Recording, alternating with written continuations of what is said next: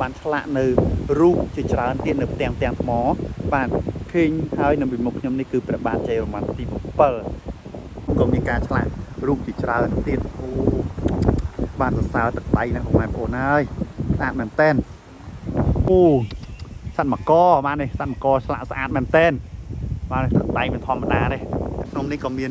សេវលឹងបាននេះសេវលឹងនៅលើទីតាំងនោះផងដែរនេះគឺមានរូបស្អាតជាច្រើនទៀតនេះគឺមានឆ្លាក់នៅតាមផ្ទាំងថ្មទាំងអស់តែម្ដងបានដូចជាធម្មជាតិបាទនេះបាទទៅមើលបន្តទៀតថាមានអ្វីប្លែកទៀតនេះគឺមានឆ្លាក់តាមបាទតាមផ្លូវទាំងអស់តែម្ដងបាទមកដល់ទីតាំងកន្លែងនេះមួយមកគឺផ្ទៃរៀបស្មើតែម្ដងគឺបានឆ្លាក់នៅរូបជាច្រើនទៀតនៅផ្ទាំងថ្មបាទឃើញហើយនៅពីមុខខ្ញុំនេះគឺព្រះបាទជ័យវរ្ម័នទី7បាទគឺឆ្លាក់ពីបាទដាក់ពីថ្មទាំងអស់តែម្ដងបាទរូបចម្លាក់ទាំងប្រមាណដែលឆ្លាក់នៅទីតាំងនេះគឺស្ដាប់អំពីថ្មភ្នំនៅទីតាំងនឹងកន្លែងនឹងទាំងអស់បាទនេះគឺការកសាងកន្លែងនេះមួយគឺមានរូបសំណាកជាច្រើនទៀតនេះគឺចេញជាពណ៌ស្លែពណ៌រាងក្រហមទាំងអស់បាទឃើញស្រាប់ហើយនៅផ្ទាំងនីមួយគឺស្ថិតនៅទីតាំងនេះមើលទីស្អាតណាស់ពុកម៉ែបងប្អូនហើយបាទនេះប៉ុន្តែកន្លែងនេះប្រហែលជាគ្មានអ្នកដឹងទេបងប្អូនគឺកម្រមានអ្នកដឹងណាស់នៅក្នុងទេវៈដែលស្ថិតនៅភ្នំការីរំនេះតែម្ដងបាទនេះគឺមានច្រើនកន្លែងទៀតបាទនេះគឺខ្ញុំដើរទៅជួរខាងក្រោយខ្ញុំមុនបាទនេះខាងក្រោយគឺកន្លែងនោះគឺតាំងនៅបាទគឺឆ្លាក់នៅបាទរូបសេវលឹងនៅលើកំពូលភ្នំនេះតែម្ដងបាទនេះគឺមានផ្ទាំងថ្មជាច្រើនបាទនេះបានមកកន្លែងមកខាងនេះសិនបាទកន្លែងទៅមើលខាងក្រោមនៃភ្នំបាទសុទ្ធតែពោពេញដោយដើមស្រកទាំងអស់តែម្ដងបាទនេះគឺជាភ្នំបាទកន្លែងទៅខាងនោះទៀតគឺវត្តនេះច្រឡោះខាងនេះគឺវត្តបាទនេះដោយសារបានដើមឈើមើលទៅគិតទេតែប៉ុន្តែនេះវត្តបាទវត្តនៅខាងនេះភ្នំម្ខាងទៀតនេះគឺជាឡងភ្នំបាទគឺទិដ្ឋភាពនេះគឺស្រស់ស្អាតប៉ុន្តែស្មាននឹងគឺខ្យល់ខ្លាំងមែនតើបាទខ្យល់ខ្លាំងណាស់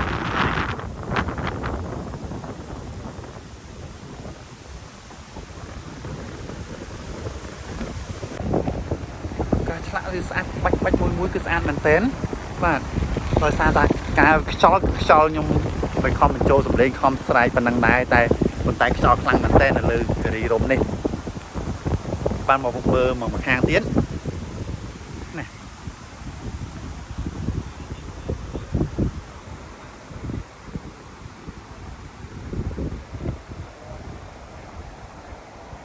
ក្នុងក៏មានការឆ្លាក់រូបជាច្រើនទៀតបានសរសើរទឹកដៃណាស់បងប្អូនអើយស្អាតមែនតើបាទសម្បីការកសាងនៅទីតាំងនេះគ្មានអ្នកជួនកាលគ្មានអ្នកដឹងទេបាទនេះដោយសារការផ្សព្វផ្សាយបាទគឺមានតែការផ្សព្វផ្សាយតែប៉ុណ្ណោះដើម្បីជាលើកស្ទួយតំបន់ទេសចរនៃប្រទេសកម្ពុជារបស់យើងបាទនេះការឲ្យដឹងពីការកន្លែងនៃការកសាងនីមួយគឺស្រស់ស្អាតបាទមិនចាញ់នៅកន្លែងណាផ្សេងទេបាទនេះយើងសំបីតែរូបនៅខាងទីតាំងនេះក៏មានធ្វើជាអាងស្តុបទឹកមួយដើម្បីបាទដូចជានៅខាងចលងភ្នំមួយបាទស្រស់ស្អាតមែនទែននៅខាងនេះបាទនេះនេះ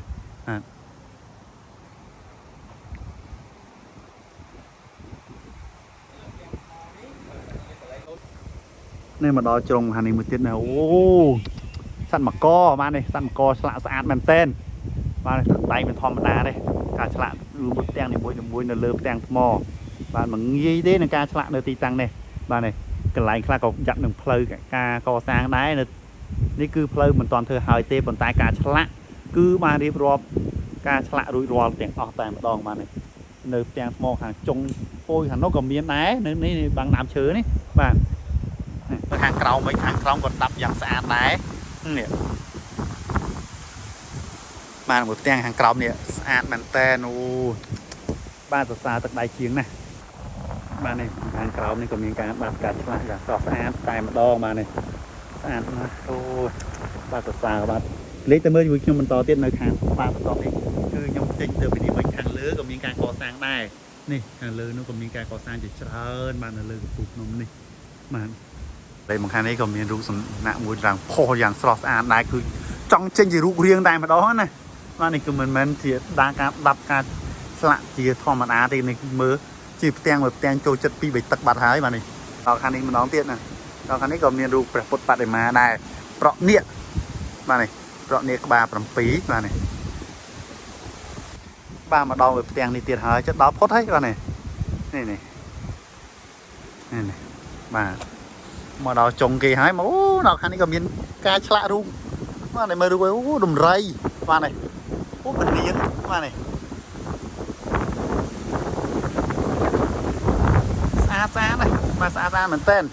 បាទនេះបាទនេះមកយើងមកដល់លើកំពូលភ្នំហើយគេស្រាប់ហើយនៅលើកំពូលភ្នំក៏មានការឆ្លាក់នៅដាប់រូបសុទ្ធតែព្រះពុទ្ធបាទព្រះពុទ្ធបដិមាទាំងព្រះវិស្ណុអូកន្លែងនេះចាប់អារម្មណ៍នេះពុកម៉ែបងប្អូនគឺមានយ័ន្តបាទនេះគឺយ័ន្តខ្មែរបាទដែលដាប់ឆ្លាក់នៅលើផ្ទាំងថ្មទាំងអស់នេះគេកន្លែងការឆ្លាក់យ័ន្តខ្មែរនេះកន្លែងនេះគឺតិចបំផុតដែរពុកម៉ែបងប្អូនមានកន្លែងមួយទៀតគឺដាប់ឆ្លាក់ពីយ័ន្តខ្មែរជាច្រើនមែនតើបាទនេះបាទរៀបរាប់បាទស្ទើរតែទាំងអស់តែម្ដងបាទនេះមើលផ្ទាំងនេះគឺរៀបរាប់ពីរឿងបាទសមុទ្របាទអីសមុទ្រគោទឹកដោះបងប្អូនបាទនេះមានរូបមកអូបាទនេះរូបកំពើអណ្ដើកនេះ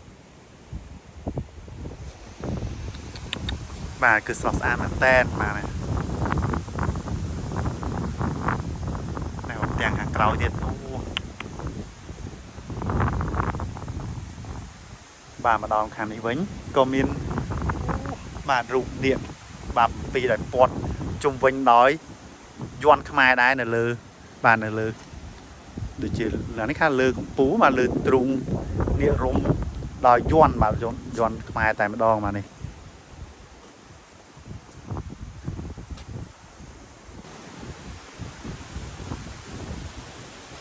បាទនេះគឺរូបគោបាទនេះដំរីក្បាល3គឺនៅមួយជ្រុងខាងនេះទៀតបាទនៅអមសងខាងតោគឺនៅម្ខាងដំរីក្បាល3គឺនៅម្ខាងបាទនេះសង្ឃឹមថាមានពុកម៉ែបងប្អូនតាយាយនឹងមានបាទភ្ញៀវចិត្តបាទបងប្អូនចិត្តឆ្ងាយដែរមកចង់ទស្សនានៅលើគិរីរំកុំភ្លេចមកទស្សនានៅទីតាំងនេះផងបាទទេគឺបាទគឺស្ងាត់មែនតែននៅទីតាំងនេះបាទមិនសូវមានអ្នកដឹងសោះតែម្ដងបាទវីដេអូនេះក៏ខ្ញុំបានក៏សម្បិតបញ្ចប់ត្រឹមនឹងតែម្ដងគឺខ្ញុំនឹងបង្ហាញនៅវីដេអូក្រោយៗទៀតគឺមានកន្លែងគេច្រើនណាស់នៅការបង្ហាញនៅដូចជានៅមួយជ្រុងខាងនោះទៀតមួយជ្រុងខាងណៃខ្ញុំបង្ហាញនេះគឺមានការឆ្លាក់ជាច្រើនបាទគឺក៏ខ្ញុំសូមបង្ហាញតែប៉ុណ្ណឹងគឺខ្ញុំបង្ហាញនៅតាមវីដេអូក្រោយៗទៀតបាទសូមអរគុណច្រើនសូមគោរពលាបាទ